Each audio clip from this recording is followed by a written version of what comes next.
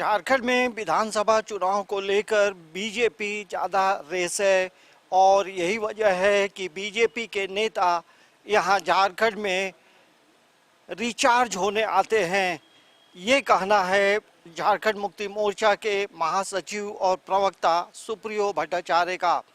दरअसल पिछले यदि 10 दिनों का आंकड़ा देखेंगे तो बीजेपी के केंद्रीय मंत्री और असम के जो मुख्यमंत्री हैं वो झारखंड में चुनाव प्रभारी है और सह प्रभारी है। और विधानसभा चुनाव को लेकर बीजेपी अब अलग अलग विधानसभा क्षेत्रों में अभिनंदन समारोह और विजय संकल्प के तौर पे कार्यक्रमों का आयोजन कर रही है। और झारखंड आते ही अब बीजेपी के जो बड़े नेता हैं उनके बयान कुछ तीखे होते हैं और यही वजह है कि उस बयानों को लेकर झारखंड मुक्ति मोर्चा के भी तेवर तीखे हैं। आइए हम सुनाते हैं आपको सबसे पहले झारखंड मुक्ति मोर्चा के प्रवक्ता ने असम के मुख्यमंत्री के बयानों को लेकर उन्होंने क्या कहा है। आसाम के माननीय मुख्यमंत्री हेमंत बिस्वा शर्मा जी ने जब आज रांची में आने का काम किया तो उनसे जब पूछा गया उनके दौरे के बारे में तो उन्होंने कहा मैं रिचार्ज होने आया हूं, क्योंकि अब उनका वैलिडिटी खत्म हो चुका है। जो राज्यों में जो 13 उपचुनाव हुए उन उपचुनावों ने बहुत स्पष्ट कर दिया कि भारतीय जनता पार्टी के नेताओं का, कार्यकर्ताओं का जो ऊर्जा का जो बैटरी था वो पूरी डिस्चार्ज हो गया और अब उनको रिचार्ज करने के लिए झारखंड आना पड़ रहा है।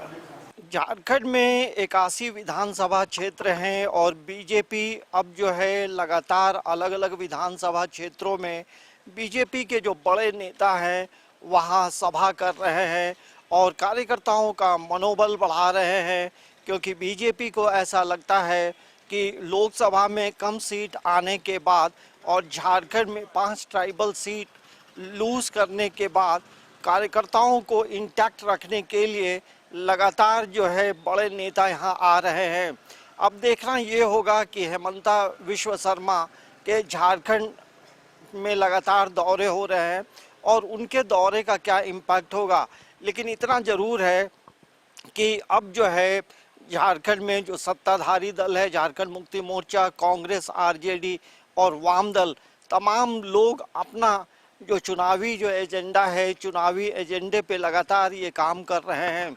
लेकिन जिस तरह से बयान आ रहे हैं तो उन बयानों को लेकर यदि आप देखेंगे तो बीजेपी विधानसभा चुनाव को लेकर तीखे तेवर अपनाते हुए लगातार हमले बोल रही है और यही वजह है कि उनके सवालों का जवाब देने के लिए लगातार प्रेस वार्ता भी हो रही है। अब देखना ये होगा कि उन तमाम लोगों के झारखंड दौरे के बाद उसके क्या इम्पैक्ट होते हैं। लेकिन इतना ज़रूर कहा जा सकता है कि बीजेपी का आला कमान विधानसभा चुनाव को लेकर पूरी तरह से सजग दिखती है, तो दूसरी तरफ झारखंड मुक्ति मोर्चा भी अपनी चुनावी एजेंडों को लेकर, चुनावी सभा को लेकर अपनी रणनीति बना चुकी है और आने वाले समय में आभार यात्रा की शुरुआत मुख्यमंत्री कर सकते हैं और कई बड़ी योजनाओं या परिसंपत्तियों का वितरण भी कर सकते हैं। लेकिन